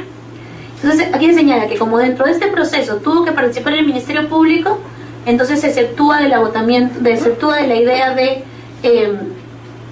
vía insatisfactoria. Es un poquito extraño, ¿no? No, perdón, me estoy confundiendo. Aquí lo que señalan es que el caso del proceso contencioso administrativo exige la existencia de la participación del Ministerio Público. Y como le exige, dice el tribunal, no es vía igualmente satisfactoria. O sea, solo por la intervención o la obligatoria intervención del Ministerio Público en un contencioso administrativo, dice el tribunal, estamos en un supuesto de que no es el contencioso una vía igualmente satisfactoria. Eso también es discutible. Si esta fuera la regla, entonces ningún contencioso administrativo tendría que ser vía satisfactoria, no solo este caso, sino nunca, porque siempre interviene el Ministerio Público, así se estipulaba en la ley. Muchos han lanzado esto muchas luces respecto a si realmente este caso es un caso sui generis por la naturaleza de las cosas, o si de repente es un caso sui generis por la naturaleza de las personas, ¿no? Porque es la única específico caso en el cual se ha dicho que el proceso administrativo por la intervención del Ministerio Público es una vía satisfactoria. Lo cual, como decía, si realmente esa es la razón, tendría que ser para todo proceso administrativo y no solamente para este caso, ¿no? Dicho sea de paso, este caso es un caso de un consorcio de Hmont, que había ganado una acción pública privada conjuntamente con Proinversión y por distintos motivos no puede ejecutarla, creo que se le declaran nula, y cuando se vuelve digamos, a concursar esta obra vía otra acción pública privada con otro consorcio, es que ellos interponen la demanda de amparo, ¿no? Por supuesto, ellos también formaban parte del nuevo consorcio, pero igual interpusieron la demanda de amparo, imagino, porque preferían ir con su consorcio solamente ellos y no con los otros participantes, pero en todo caso esta fue la respuesta que se dio en ese supuesto, ¿no? Y ahora, y también lo han mencionado en relación con... Es el mismo caso, ¿no? Perdón. Pero vamos a... Esta diapositiva creo que se ha colado, pero en todo caso también han evaluado lo concreto con la vía igualmente satisfactoria en este caso específico. Si yo mal no recuerdo, es el caso que les mencionaba sobre este caso de libertad de asociación, que es el caso chiquito, y entiendo que esta es parte de la jurisprudencia. Antes de ver este tema, nos había quedado pendiente uno relacionado con la vía previa.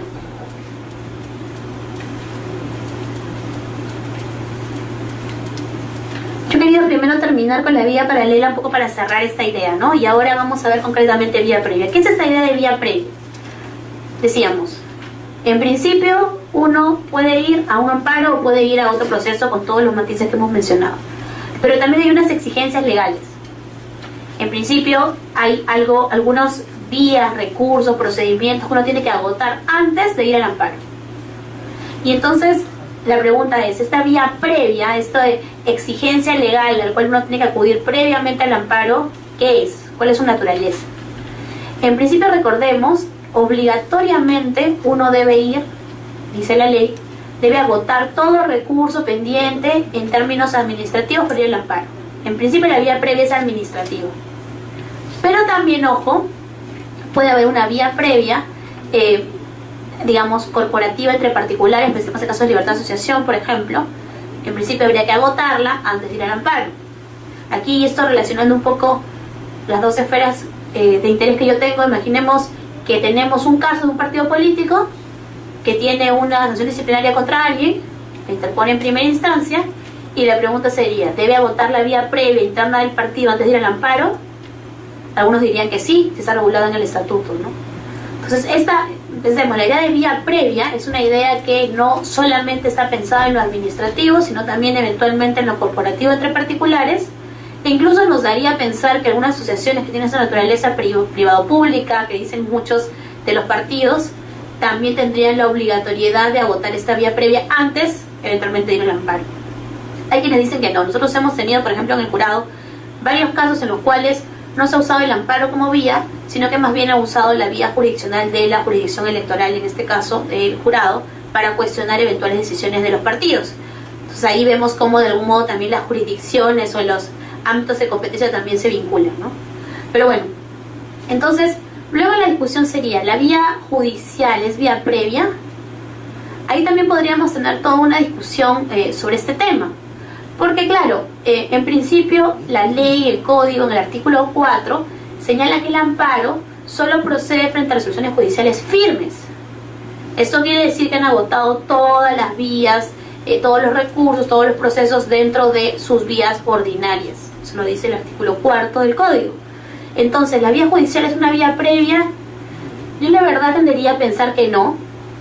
Simplemente que es una exigencia de la norma el acudir luego de haber agotado la vía ordinaria, nuevamente por un tema de, digamos, de vinculación entre dos esferas, ¿no? La esfera ordinaria por un lado y la esfera constitucional por el otro lado, más que realmente hablar de una vía previa, ¿no? La vía previa, entiendo yo, debería ser en principio más bien administrativa, corporativa entre particulares, y esta precisión que hacíamos, o esta digregación en todo caso, con el tema de los partidos o eventualmente organizaciones con esta naturaleza.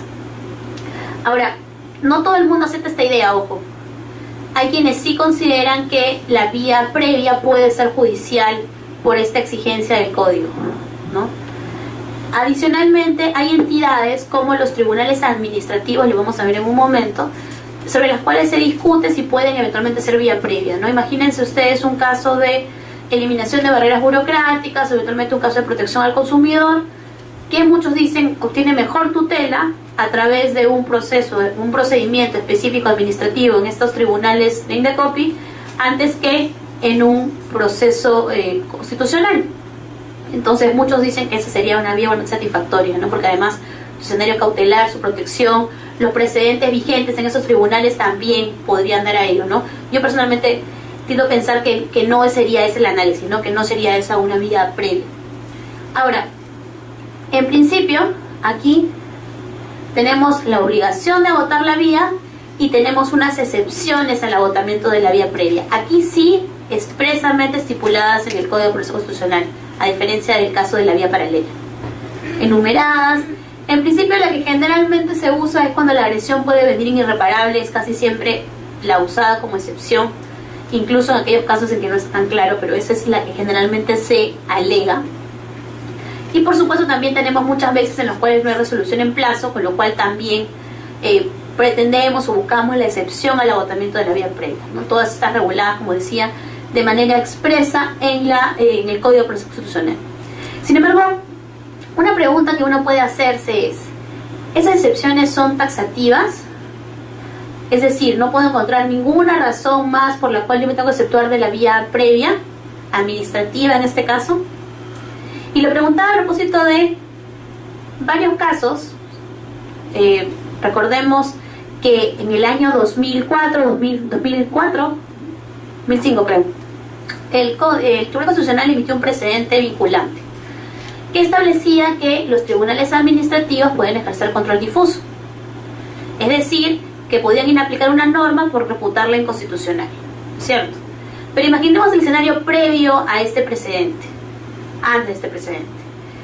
Imagínense que ustedes tenían una norma que consideraban claramente inconstitucional, ¿no? La veían, habían agotado habían primero lidiado con la administración en una primera instancia, y la administración pública no podía aplicar la norma, no tenía la habilitación para hacerlo. Bien, cualquier entidad de la administración pública, bien tribunal administrativo, nadie lo podía hacer antes del 2004-2005. Entonces, ¿tenía sentido agotar la vía previa? Si igual no me iban a poder aplicar la norma inconstitucional.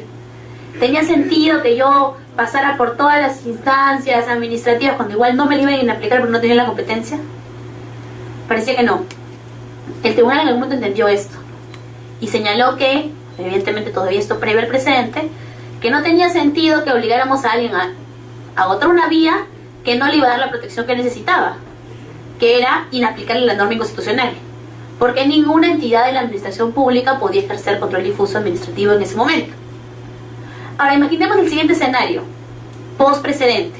Nuevamente, el precedente que señalaba que los tribunales administrativos que imparten justicia administrativa con carácter nacional, entonces al Poder Ejecutivo, que era todo lo que decía la aclaración de esta sentencia, pueden ejercer control difuso, pueden inaplicar una norma por considerar inconstitucional.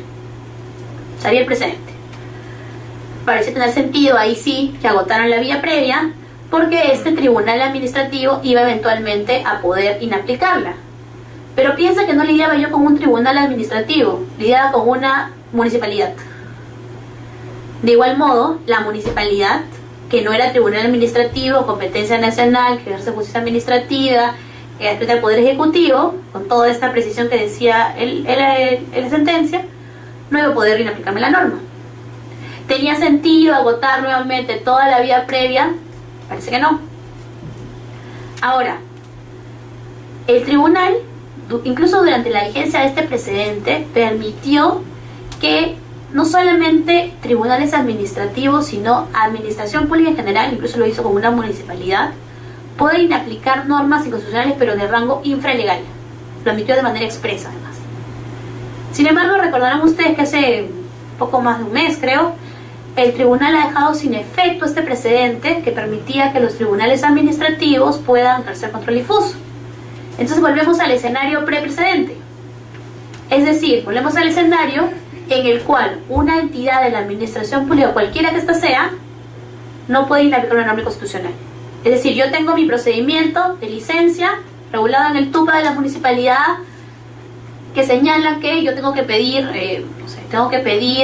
que declaren que no van a realizar actividades digamos, de personas de diferente orientación sexual, y si la realizan no pueden inscribirse. Imagínense que eso dijera una ordenanza, que eso dijera una ley. Además, por ahí ha habido alguna ordenanza que ha por ahí dicho algo parecido. Un funcionario público no puede inaplicar esa ordenanza, porque no puede utilizar como parámetro la Constitución para inaplicarla. En principio tendría que aplicarla, con lo cual le tendría que denegar la solicitud de licencia a esta entidad, a esta empresa, a quien se trate. Y entonces la pregunta que surge es, frente a esa imposibilidad de la entidad administrativa de realizar control difuso, no presenta sentido que le obliguemos a votar la vía previa, ¿no? Mejor que interponga directamente su amparo y eventualmente pueda en el amparo dilucidarse la controversia de si puede o no puede, o si es inconstitucional, no es inconstitucional, o lo que suceda, ¿no? Entonces, nuevamente, el listado que hemos visto relacionado con el agotamiento de la vía previa parece un listado que, si bien trata de incluir todos los motivos, las razones, tiene algunos, digamos, vacíos, pero probablemente no por deficiencia del listado, sino porque muchas veces hay situaciones que no se pueden prever, ¿no? No podíamos imaginarnos toda esta complementariedad con el tema del control difuso administrativo y cómo iba a surgir después. En el 2004, cuando sale el código, todavía no sabíamos que luego en el 2005, porque fue 2005, ya lo recordé, iba a permitirse control difuso administrativo. Sin embargo, el tribunal ya ha admitido en varias sentencias que esto, recordemos, pueda realizarse, incluso es un escenario preprecedente. Y entiendo yo que ahora que el precedente ha quedado sin efecto, debería regresar a criterio previo, es decir, que no debería obligarse a votar la vía previa cuando lo que se reputa es de considerar una norma, porque la administración pública no va a poder inaplicarla, porque no tiene esa competencia. Al margen de ello, hay muchos que cuestionan, bueno, hay quienes están a favor y en contra de este precedente que establece la posibilidad de que los tribunales administrativos ejerzan control difuso, ¿no? Yo misma tengo mis dudas respecto a su viabilidad, pero sí creo que la forma en que ha sido dejado sin efecto no ha sido la mejor, ¿no? El caso, yo lo revisaba hace muy poco, es un caso que realmente no tiene ninguna vinculación con el tema del control difuso administrativo. Es un caso que realmente es una empresa que cuestiona que en apelación, es un caso que llegó que tiene que ver con OCE, con temas de contratación pública. Es una empresa que lo que cuestiona es que ellos habían sido sacados de la posibilidad de participar en una licitación porque supuestamente no habían acreditado que su ingeniero tenía título profesional. Se olvidaron de adjuntar el título, copia del título. Solamente adjuntaron su constancia de colegiatura, de habilidad incluso como ingeniero, pero no su título. Y entonces, frente a esta no presentación del documento, ellos apelan porque mejor dicho, recapitulo, esta persona, esta entidad, esta empresa se le había denegado la inscripción, se le había negado la posibilidad de participar en una contratación pública, por diferentes motivos, cualquiera que esto sea. Posteriormente, ellos apelan esta decisión y cuando el tribunal de OCE la va a verificar, se da cuenta que no han adjuntado el título del ingeniero. Entonces, le deniega, pero no por todo lo previo que ellos habían estado en controversia, sino por el tema de que no adjuntó el título del ingeniero. Y entonces lo que señala el demandante, en este caso en el amparo, es, oiga, pero si yo eso no era un punto de controvertido con el tribunal de contrataciones tema de contrataciones públicas, entonces ¿por qué me lo agregan en la apelación o posapelación? El tribunal ahí dice que no le afecta su derecho de defensa porque ellos han podido alegar sus argumentos en audiencia pública. Y dice que efectivamente le han vulnerado su derecho a la igualdad porque hay otro caso similar en el cual de manera diferente dice en este caso el tribunal. Pero nadie entiende por qué, la verdad les digo sinceramente, no entiende nadie por qué en ese caso que no tenía nada que ver con la inaplicación de una norma inconstitucional, dicen además, claro, y además es muy relevante decir que ya no debe aplicarse el control difuso administrativo. Perdón, ¿y la vinculación con el caso está dónde? Es bastante discutible que realmente en un caso como este, con esas características y esos hechos, esos elementos fácticos, se aproveche o se use para dejar sin efecto el precedente. Al margen de que uno pueda estar o no de acuerdo con el precedente en específico, ¿no? Podemos señalar que no creemos en el control difuso administrativo, lo que tenga que ser, ¿no? Pero el tribunal en todo caso tal vez debió respetar también esta vinculación del caso que exige tanto fijar un precedente como, entiendo yo, dejarlo sin efecto, ¿no? Esto es un tema, por supuesto, discutible en relación con el precedente. Ahora, Solo para acabar, porque yo sé que estamos casi en la hora y quiero dejar un chiquito para preguntas si las hubiera. Yo quería referirme hacia la última parte de esto. Bueno, aquí no le he mencionado expresamente el tema de amparo contra leyes porque lo vamos a ver. Mencionaba yo al inicio, cuando veíamos la regulación constitucional, que expresamente señalaba en la Constitución algunas esferas o algunos ámbitos que aparentemente no estarían dentro de la protección de un amparo, no serían causas que permitirían que uno pueda acudir a un amparo.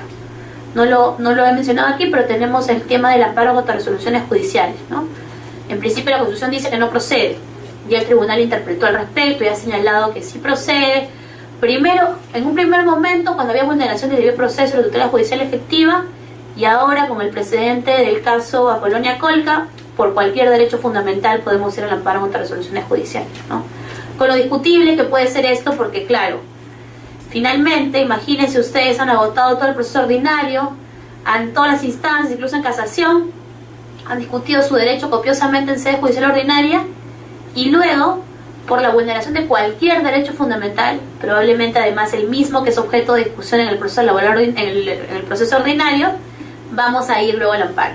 Y vamos a tener nuevamente amparo en primera instancia, amparo segunda instancia y eventualmente recurso de la constitucional del TC. O sea, mucha gente dice que lo que han generado es una nueva, no solo una nueva, sino 3 nuevas instancias para discutir el mismo derecho que ya fue discutido, con todo lo potencialmente controvertido que esto sea. Pero bueno, esto en relación con el tema de amparo contra resoluciones judiciales. Pero además hay otras esferas en las cuales uno puede considerar que hay una exclusión, que hay un ámbito en el cual no debería entrar, dicen muchos, el amparo. Un tema que además ha sido muy mencionado en estos últimos tiempos es el CNM. Muchos señalan que el Tribunal Constitucional en materia de nombramiento y ratificación de jueces no debería poder, y fiscales por supuesto, no debería poder ingresar del todo. Absolutamente, que esto es una materia porque además la Constitución señala en el artículo 142 que la instancia final en estos términos es el Consejo Nacional de la Magistratura y no el Tribunal Constitucional, ¿no? No lo menciona por lo menos. Entonces una primera propuesta, una primera solución, un primer planteamiento sobre este tema es: no permitamos que el TC revise nada del CNM, dejémoslo fuera de su posibilidad. Uno segundo es permitamos que revise todo, ¿no? Más amplio, digamos. Y un intermedio, que es el cual yo me inclinaría, la verdad, que es que, en principio, cualquier vulneración de derechos puede ser materia de un amparo. Ya lo hemos establecido. Y puede ser materia de un amparo porque finalmente lo que buscamos es tutelar los derechos fundamentales.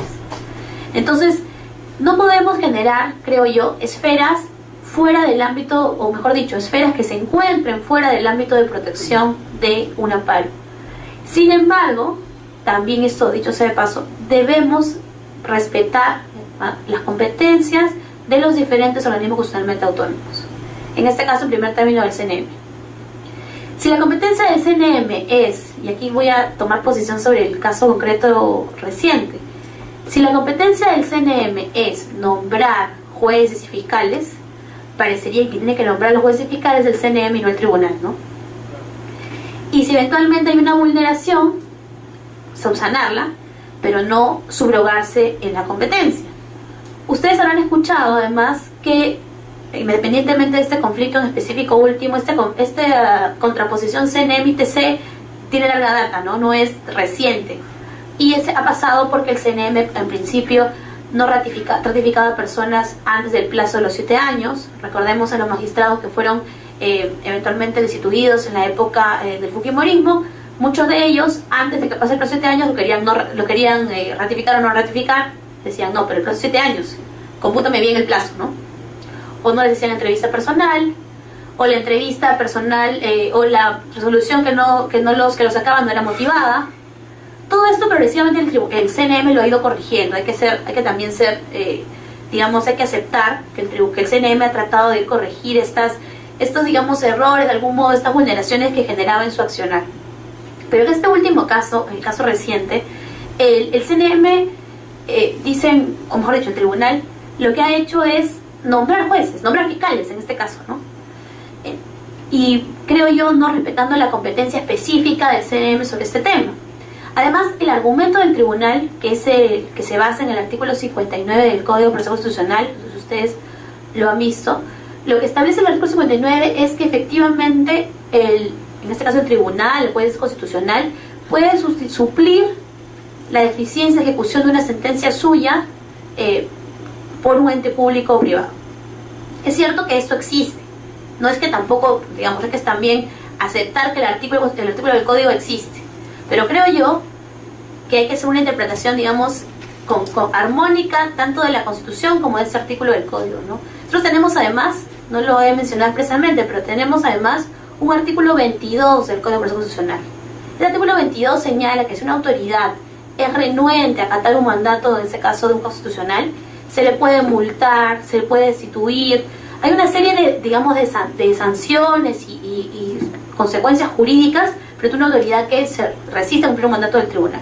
Entonces creo yo, ¿no? Si el tribunal veía que el CNM se resistía de manera reiterada a cumplir su mandato, ¿por qué no usamos primero lo del 22 y los multamos, hacemos apercibimiento de destitución, no lo sé, cualquiera de estos mecanismos, antes de sustituirse inmediatamente en la ejecución nombrando fiscales, ¿no? Creo que la interpretación de estos dos artículos debe ser así, ¿no? Primero el 22, y de tanto que cumplas tú solito, y si ya no cumples tú solito, ya te reemplazo en tu ejecución, ¿no? Y por supuesto la exigencia de luego pedir presupuestar plazas. Yo creo que ahí el MEF debe haberles enviado la plana sin duda, y ellos mismos luego han tenido que un poco revertir su posición. Ahora, esta reversión en realidad es preocupante por varias razones, ¿no? Al margen de que podemos estar a favor o en contra de la nueva decisión del tribunal, es preocupante que solamente la presión mediática lleve a cambios de criterio, ¿no? En teoría, este CLTC son irrevisables y se necesitan instancia final y definitiva. Entonces, esta idea de la imposibilidad de revisar por instancias internas del TC debería, pienso yo, hacer que ellos emitan sentencias mucho más responsablemente, ¿no? Y no que solo ante el cuestionamiento, ante la potencialidad de destitución, ahí sí revertimos, ¿no? Y ahora esta reversión de criterio también es discutible. Muchos señalan que realmente no ha revertido tanto, porque si bien ya no pide presupuestar, igual sigue diciendo que deben nombrarlos, ¿no? Entonces hay algunos que dicen que todavía esta reversión de criterio no se ha dado del todo, pero por lo pronto los nombramientos de las dos fiscales siguen vigentes, ¿no? Y así como esta controversia con el CNM, también hemos tenido, por supuesto, yo todavía no era parte del jurado, de hecho se me pasó antes, en ese momento, pero hemos tenido nuestras controversias con el TC también. Y aquí, bueno, repito todo lo que he dicho en líneas generales. Lo que sí creo con el caso del jurado es que hay que ser muy cuidadoso con el tema del panorama electoral, ¿no? A veces el tribunal, y esto probablemente no es un tema de desconocimiento, sino realmente de que el proceso electoral a veces no queda claro qué es desde fuera, ¿no? Estas etapas preclusivas no están pensadas para una serie de cuestiones, ¿no? Entonces hay que tener cuidado con no afectarlas. Pero sí es cierto de que es posible revisar también si hubiera una eventual vulneración de derechos, incluso ante el 142, porque finalmente la interpretación es armónica. Igual hay temas como los indultos, las amnistías, que uno podría pensar que son cuestiones que no tendrían que ser revisadas, pero también nuevamente en esta idea de protección del proceso de amparo deberían tener esta potencialidad de revisión. En el caso de los regímenes de excepción, que es el último punto, no es posible que vía un amparo o vía un habeas corpus se revise concretamente la razón por la cual el Poder Ejecutivo, en este caso el Presidente de la República, dictó un régimen de excepción. No podemos entrar a ese nivel de control. También lo vamos a analizar un poquito a propósito del viernes. Pero sí debería ser posible que si yo, por ejemplo, veo vulnerado mi derecho dentro de un régimen de excepción, pueda eventualmente ir al proceso de amparo. Y el parámetro, como dice además la propia Constitución, es la razonabilidad y proporcionalidad, que también tiene que ser analizado. O sea, digamos, la idea es, el juez no debe decir, claro, como el derecho de reunión está suspendido en este régimen de excepción, en ese estado de sitio, estado de emergencia, entonces, y tú pides que te protejan tu derecho de reunión, ya, improcedente tu demanda. Esa no debería ser el análisis, sino que deberíamos ver si el derecho de reunión está vinculado con la razón por la cual se declaró el estado de excepción. Y solamente de haber esta vinculación y esta potencial afectación no permitir el ejercicio del derecho. Pero si no hay vinculación, imaginemos que el estado de excepción se dicta porque hay una epidemia, imaginemos, y sin embargo yo quiero reunirme porque quiero hacer una reunión de mis amigos de un tema político. ¿Qué vinculación tiene con la epidemia? Habría que analizarlo. Si hay, por ejemplo, posibilidad de contagio, ahí sí se lo rechazamos. Pero si no hay posibilidad de contagio porque es otro tipo de tema, ahí sí. Pero no debe ser un análisis tan sí o no, simplemente por la propia vinculación del derecho, ¿no? Entonces, perdón, antes de los aplausos, antes que lo olvide, el viernes vamos a ver, como les mencionaba, el tema de amparo contra leyes, amparo contra actos legislativos. Yo les pediría que tratemos de llegar más o menos a tiempo porque la idea es hacer una explicación breve sobre estos temas y luego quiero plantearles algunos casitos un poco para discutirlos y pensarnos esos temas. Muchas gracias.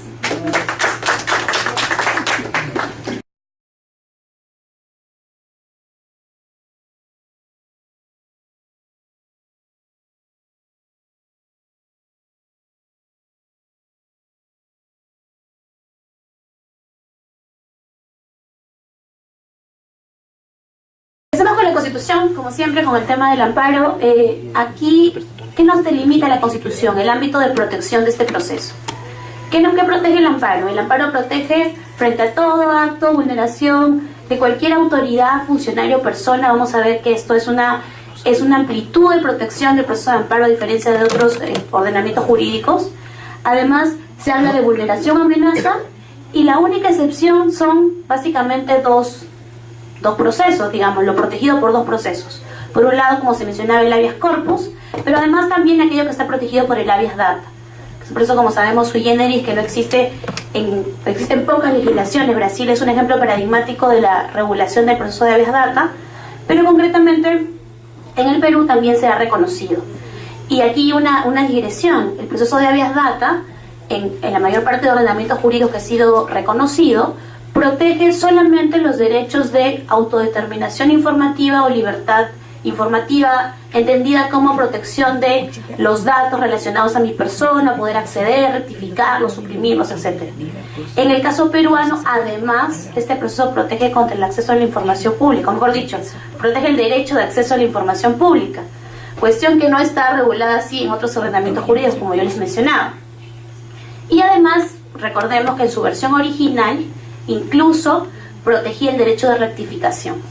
Esto ya fue suprimido en la Constitución y actualmente tenemos entonces que el habeas data protege concretamente derecho de acceso a la información pública, derecho a la autodeterminación informativa.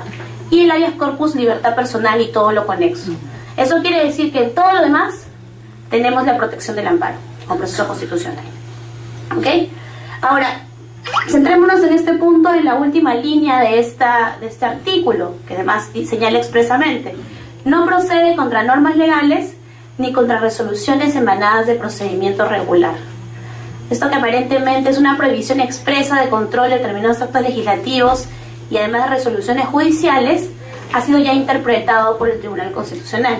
Veremos si estamos de acuerdo con esa interpretación luego de conocerla y si creemos realmente que esto es correcto o debería en todo caso plantearse una previsión distinta sobre este tema, pero vemos que la Constitución tiene ya aparentemente una decisión bien específica respecto de estos dos temas. Avanzamos entonces. Finalmente, entonces, ¿qué es el amparo? Proceso de tutela de derechos, de todo lo que hemos mencionado, un listado bien grande, ¿no? Pero ¿el amparo se puede exceder? Ahí lo planteaba yo como pregunta. Vemos unos titulares tal vez un poco altisonantes respecto de recientes decisiones vía amparo de jueces.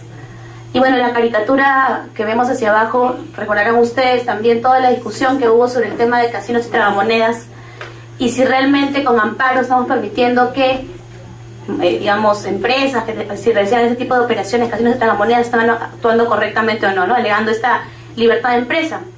Recordarán ustedes que el Ministerio de Comercio Exterior y Turismo cuestionaba esta habilitación del funcionamiento de ese tipo de empresas, ¿no? Porque señalaban que tiene que autorizar eran ellos, y no que el Poder Judicial, vía procesos de amparo, permita que operen pese a no cumplir con toda la regulación que exigía este ministerio.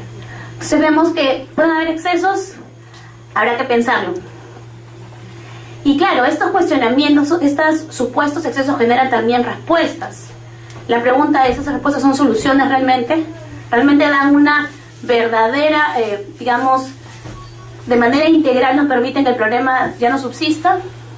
Entonces veíamos, ¿no? Por ejemplo, en algún momento se anunció que se iba a presentar un proyecto de ley, o más, hay un proyecto de ley presentado para restringir las medidas cautelares en el proceso de amparo, indicando incluso que las personas jurídicas de derecho privado con fin lucrativo no los puedan interponer. Entonces, esta realmente es la respuesta, esta realmente es la solución al problema del exceso del amparo. Otra cuestión que también se planteó, recordemos, en el año 2005 y hace poco también, pues una sentencia reciente que también de algún modo vamos a comentar, señalaba que había que presentar, se presentó además en el 2005 un proyecto de ley para limitar las facultades del Tribunal Constitucional, para que estas sean claramente delimitadas y solamente sea un legislador negativo, se decía, ¿no? Solamente hay que suscribirlo a eso, nada más. La pregunta es, ¿esto es la solución?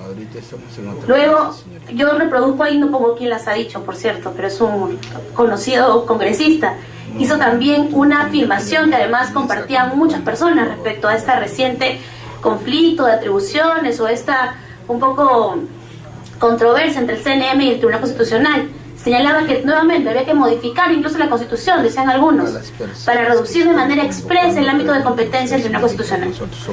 Esta también, me preguntaría yo, ¿es la solución que queremos dar al problema? ¿Verdaderamente va a permitir que, por supuesto, los jueces no necesariamente interpretan el mismo término que el tribunal, pese que deberían, pero igual tenemos jurisprudencia o tenemos alguna, digamos, planteamientos sólidos respecto del tema, podemos ayudarnos más o menos para que nuestra demanda sea admitida en la instancia correspondiente. ¿Ok? Entonces, yo les mencionaba que el amparo controla a quiénes pueden cometer este acto lesivo por el cual uno puede ir al amparo. Como les mencionaba, en el caso del Perú, con esta regulación de la Constitución, tenemos un ámbito amplio. Cualquier persona puede cometer el acto lesivo por el cual yo voy al amparo. Es decir, particulares o poderes públicos. ¿Por qué esto es importante? Cuando nace la idea de los derechos fundamentales, estos son pensados como derechos públicos subjetivos, es decir, un derecho frente al Estado. Yo soy el ciudadano, yo necesito que me proteja y el Estado es el potencial que va a afectar mi derecho. Entonces yo frente al ciudadano invoco ese derecho público subjetivo. Esa era la idea que estaba detrás de la noción inicial de derechos fundamentales, que recordemos además inicialmente fueron concesiones, ¿no? Esta idea de que el derecho fundamental es inherente a la persona es muy posterior. Cuando recién tuvimos derechos fundamentales, esta idea siquiera de derecho era más bien una concesión del Estado. Recordemos, si no, la firma de la Carta Magna, que fue casi obligando al rey de Inglaterra a conceder estos derechos, ¿no? Y sin embargo, luego hemos evolucionado. Ya nos hemos dado cuenta que quien puede vulnerar derechos no es solamente el Estado, sino que también los particulares pueden vulnerar derechos fundamentales. Y esto que parece lógico, sinceramente, una persona que no es abogado le parecería totalmente lógico, para el derecho no siempre fue tan claro. Y entonces se pensaba que los procesos constitucionales no estaban concebidos para proteger frente a los particulares. Progresivamente ya hemos avanzado a esta idea de que efectivamente un proceso constitucional puede proceder frente a otra persona que vulnera mi derecho. Pensemos en la libertad de asociación, pensemos en diferentes temas relacionados con la igualdad. Evidentemente, alguien podría afectar mi derecho a la igualdad y discriminarme. Podría ser mi empleador, podría despedirme, derecho al trabajo, y él no tiene que ser un poder público, puede ser un privado. Entonces, es importante que la Constitución tome esta decisión amplia de tutela. Es cualquier autoridad, funcionario o persona. Trata de hacerlo lo más amplio posible. Con lo cual, como les mencionaba, era particulares y poderes públicos. Ahora, adicionalmente, hay que pensarnos qué tipo de actos. Ya hemos identificado quién puede realizar el acto. Ahora la pregunta sería, ¿qué tipo de actos pueden generar esta protección y amparo? Hay una serie de criterios de clasificación. A mí, la verdad, este que se pone me gusta mucho, que es uno que el doctor Samuel Abad presenta en su libro, que además él citando a autores mexicanos y argentinos. Es una clasificación en realidad muy simple, pero muy útil, muy didáctica, en verdad, para definir qué actos pueden ser objeto de un proceso de amparo. Entonces comenzamos a pensar primero en el tiempo. Un acto pasado puede ser objeto de un proceso de amparo, parece la esfera natural. Se realizó un acto, me vulneró y te pongo mi demanda de amparo. Parece ser lo natural de un proceso de amparo. Un acto presente sin duda también. Un acto que me está vulnerando actualmente puede serlo. Un acto futuro, ahí de repente la cosa se pone un poquito más dudosa. Un acto futuro puede ser objeto de un proceso de amparo.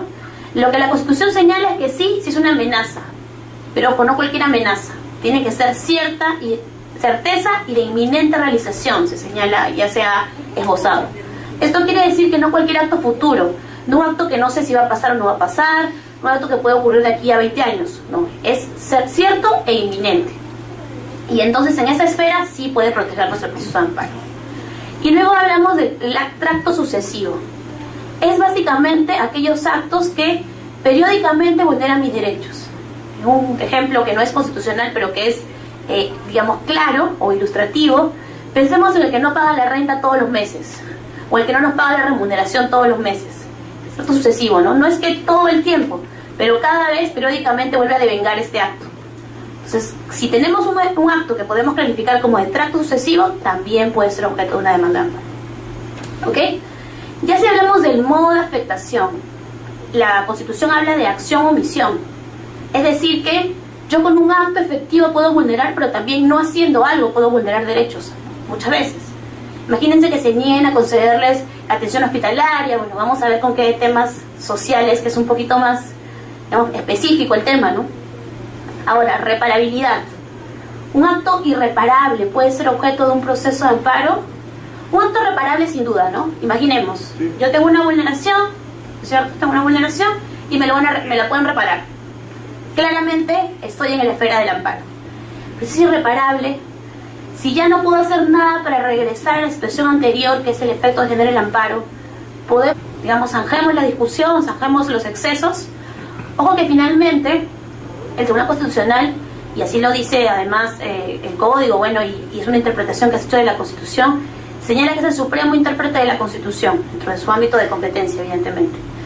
Y claro, llega un momento en que uno se pone a pensar, si generamos este control primero por los jueces, luego de la Corte Superior, y luego llega por recurso de agravio del tribunal, tenemos que crear una nueva instancia para el control del tribunal, le limitamos las funciones por ley. Esa es la eterna discusión de quién controla el controlador, ¿no? Que incluso la planteaba Kelsen ya cuando se creó el Tribunal Constitucional. Entonces, yo les dejo esto más como interrogante, porque igual es un tema inacabado todavía. Y desde cada uno desde nuestras esferas, tenemos que analizar académicamente y luego analizar también incluso legislativamente o constitucionalmente cuál debe ser la mejor solución para esta seguramente permanente discusión. Ahora, yo quiero centrarme el día de hoy, como mencionaba, solo en 4 grandes aspectos. En primer término vamos a hablar de la figura del acto lesivo. ¿Qué puede lesionar un derecho para que me habilite que uno acuda a un amparo, a un proceso de amparo? Luego vamos a hablar de los derechos protegidos. Aquí yo les pido una licencia porque por un tema de error en las diapositivas no figura concretamente esta parte, pero igual yo le he agregado a la exposición. Pediría por favor en ese punto tomar nota. Y luego un cambio importante que ha hecho el Código Procesal Constitucional desde el año 2004, y es cambiar esta figura del amparo alternativo, es decir, yo justiciable podría ir al amparo o podría ir a otro proceso para proteger mi derecho. Esa era mi opción, digamos. A partir del 2004 con el Código se toma la idea de que el amparo es residual. Es decir, que si hay otra vía, dice el Código, igualmente satisfactoria, yo debo ir a esa otra vía, a ese otro proceso y no al amparo. Vamos a ver con qué matices, porque ya se han incluso generado alguna jurisprudencia sobre el tema, y aquí para irlo adelantando, el Tribunal Constitucional en primer término se limitó más bien a decir esta vía es y esta vía no es igualmente satisfactoria. Esa era un poco su opción hacia el inicio de la jurisprudencia del Tribunal Constitucional cuando empezó el Código, cuando se emitió el Código Procesal Constitucional. Sin embargo, posteriormente ya ha ido creando, adelantando algunos criterios para hacer esta valoración. Vamos a ver si esto nos ayuda o no para definir. Imagínense, uno está ante un conflicto determinado y tiene que decidir si va al amparo o si va a otra vía, con la potencialidad que le declaren improcedente su demanda. No es una decisión menor. Entonces tenemos que tener claro más o menos cuáles son las pautas que van a permitir que me admitan o me rechacen la demanda.